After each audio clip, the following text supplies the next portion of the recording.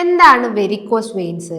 അതേപോലെ തന്നെ ഏതൊക്കെ ആളുകൾക്കാണ് ഈ വെരിക്കോസ് വെയിൻസിന്റെ ബുദ്ധിമുട്ടുകൾ ഇങ്ങനെ കോമൺലി കണ്ടുവന്നിട്ടുള്ളത്?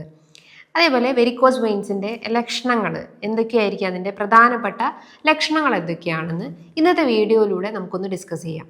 വെയിൻസ് എന്ന് പറയുമ്പോൾ നമ്മുടെ ഹൃദയത്തിലേക്കുള്ള ആ ഒരു സർക്കുലേഷൻസ് ആണ് വെയിൻസിന്റെ ധർമ്മം എന്ന് പറയുന്നത്. അപ്പൊ ഈ വെയിൻസിൽ വാൾവ്സ് ഉണ്ട്, അല്ലെങ്കിൽ ആ സർക്കുലേഷൻസ് ഇംപ്രൂവ് ചെയ്യാനും അതിന്റെ ആ ഒരു ഫ്ലോ കറക്റ്റ് ചെയ്യാൻ വാൾവ്സ് അല്ലെങ്കിൽ ഒരു വാതിൽ പോലത്തെ ഒരു സ്ട്രക്ചർ അതിൽ പ്രസന്റ് ആണ്.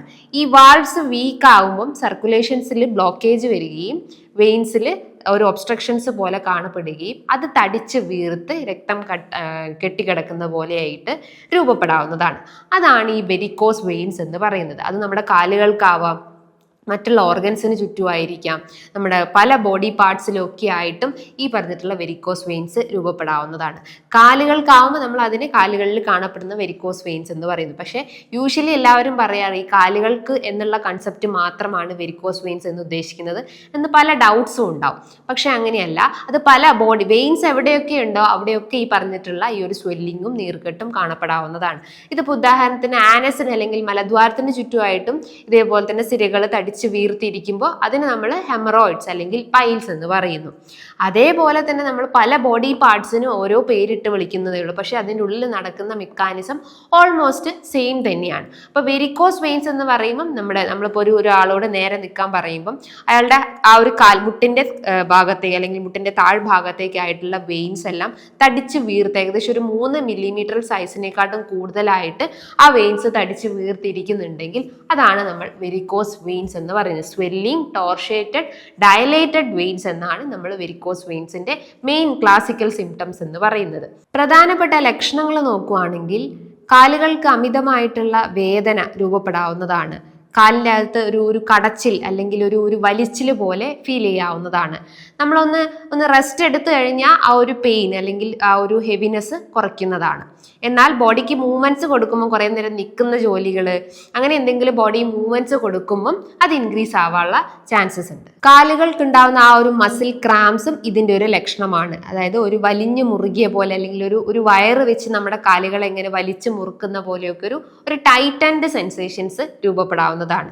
ഈ വെയിൻസ് തടിച്ച് വീർത്ത് അത് പിന്നീട് അൾസർ ടെൻഡൻസിയിലേക്ക്, വെരിക്കോസ് അൾസർ പോലത്തെ കോംപ്ലിക്കേഷൻസ് ക്രിയേറ്റ് ചെയ്യാൻ ചാൻസസ് ഉണ്ട്. പക്ഷേ നമ്മൾ ഇനീഷ്യലി ഇങ്ങനത്തെ ബുദ്ധിമുട്ട് കാണുകയാണെങ്കിൽ ഒരു ട്രീറ്റ്മെന്റ്സ് എടുത്തു കഴിഞ്ഞാൽ നമുക്ക് ഇനീഷ്യലി തന്നെ അത് ക്ലിയർ ആക്കി കൊണ്ടുവരാവുന്നതാണ്. ഇനി ഇതിന്റെ ലക്ഷണങ്ങളിലും മെയിൻ ആയിട്ടും കാണുന്നതാണ് ചൊറിച്ചിൽ. അതായത് ആ വെയിൻസ് ഇങ്ങനെ സർക്കുലേഷൻസ് ബ്ലോക്ക് ആവും, നമുക്ക് ഒരു ചൊറിച്ചിൽ അനുഭവപ്പെടാം. നമ്മൾ ചൊറിഞ്ഞ് അത് പിന്നീട് അത് പൊട്ടി ബ്ലഡ് വരാൻ ചാൻസസ് ഉണ്ട്. അത് പിന്നീടാണ് അൾസറിലേക്ക് ലീഡ് ചെയ്യുന്നത്. ഇനി ഈ വെരിക്കോസ് വെയിൻസിന് നമ്മൾ പല സ്റ്റേജസ് ആക്കിയിട്ട് തരംതിരിച്ചിട്ടുണ്ട്.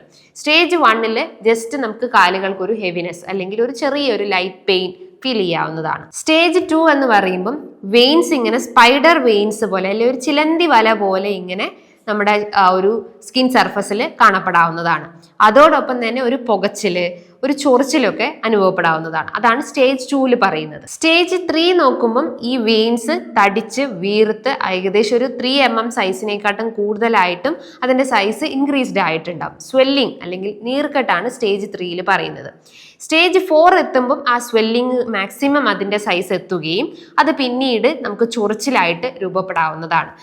സ്റ്റേജ് 5 എത്തുമ്പോൾ ഇത് ചൊറിഞ്ഞ് ഒരു അൾസർ ടെൻഡൻസിയിലോട്ട് ലീഡ് ചെയ്തിട്ട് അത് വെരിക്കോസ് അൾസറിലേക്ക് ലീഡ് ചെയ്യും. ഇത്തരം ബുദ്ധിമുട്ടുകൾ നിങ്ങൾക്ക് ഒബ്സർവ് ചെയ്യുകയാണെങ്കിൽ നിങ്ങൾ നിർബന്ധമായിട്ടും അതിൻ്റെ ഒരു ട്രീറ്റ്മെൻറ്റ്സ് ഫോളോ അപ്പ് ചെയ്യേണ്ടതാണ്. കാരണം നമ്മളത് ഒരു എൻ സ്റ്റേജ് എത്തിക്കഴിഞ്ഞാൽ ആ ലെഗ് നമ്മൾ ആംബ്യൂട്ട് ചെയ്യണം അല്ലെങ്കിൽ മുറിച്ച് കളയേണ്ട അവസ്ഥകൾ ഉണ്ടാവാനുള്ള ചാൻസസ് വളരെ കൂടുതലാണ്. അപ്പോൾ അതിൻ്റെ ആ ഒരു ട്രീറ്റ്മെൻറ്റ്സ് അല്ലെങ്കിൽ അതിൻ്റെ ലക്ഷണങ്ങൾ നോക്കിയിട്ട് കൃത്യമായിട്ടുള്ള ട്രീറ്റ്മെൻറ്റ്സ് ഒക്കെ നിങ്ങൾ ഫോളോ അപ്പ് ചെയ്യേണ്ടതാണ്. ഇനി ആർക്കൊക്കെയാണ് ഈ ഒരു ബുദ്ധിമുട്ടുകൾ എഫക്റ്റ് ചെയ്യുന്നത്? കൂടുതലായിട്ടും ആരെയാണ് എഫക്റ്റ് ചെയ്യുന്നത്? ഏറ്റവും കൂടുതൽ ഇന്ന് സ്ത്രീകളെയാണ് ഇന്ന് പല പഠനങ്ങളിലും പറയുന്നത് വെരിക്കോസ് വെയിൻസ് എന്ന ബുദ്ധിമുട്ടുകൾ എഫക്റ്റ് ചെയ്യുന്നത്.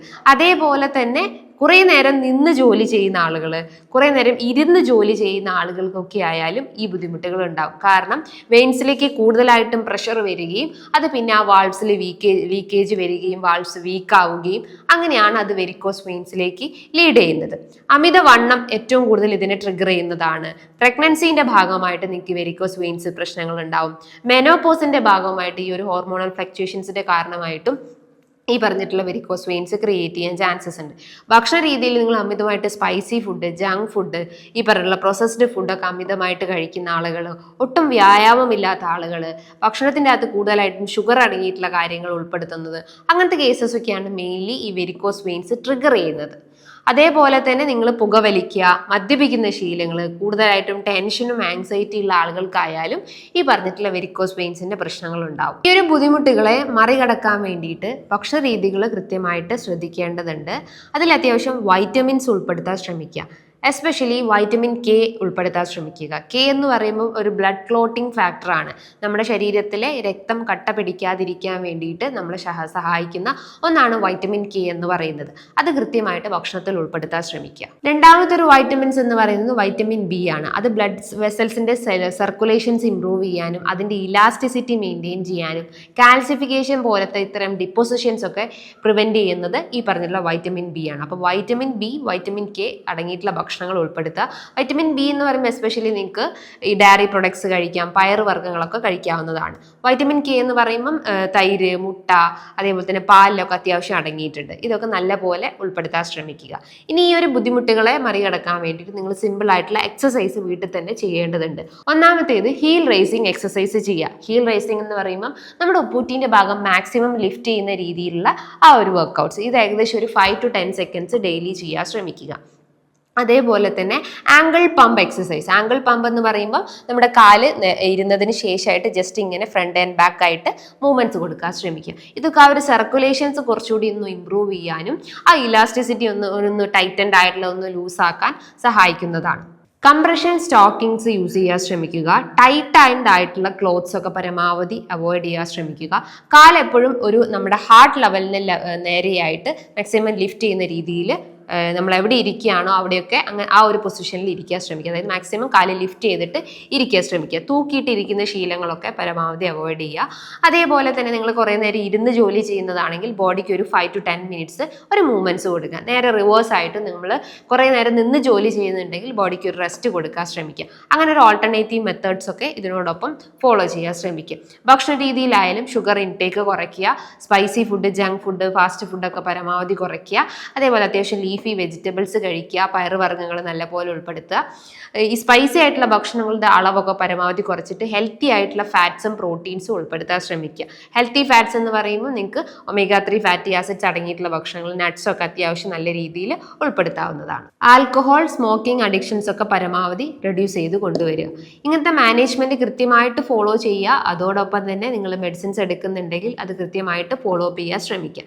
ഇതൊക്കെ ഫോളോ ചെയ്ത് കഴിഞ്ഞാൽ ഒരു പരിധി വരെ ഇത്തരം ബുദ്ധിമുട്ടുകൾ, അതായത് അൾസർ ടെൻഡൻസി ഒക്കെ പ്രിവെന്റ് ചെയ്യാൻ പറ്റുന്നതാണ്. ഇനി ഇതുമായി ബന്ധപ്പെട്ട് നിങ്ങൾക്ക് എന്തെങ്കിലും ഡൗട്ട്സ് ഒക്കെ ഉണ്ടെങ്കിൽ താഴെ കാണുന്ന നമ്പറിൽ കോൺടാക്ട് ചെയ്യാവുന്നതാണ്. നല്ലൊരു ഹെൽത്ത് ടോപ്പിക്കുമായി വീണ്ടും കാണാം. താങ്ക്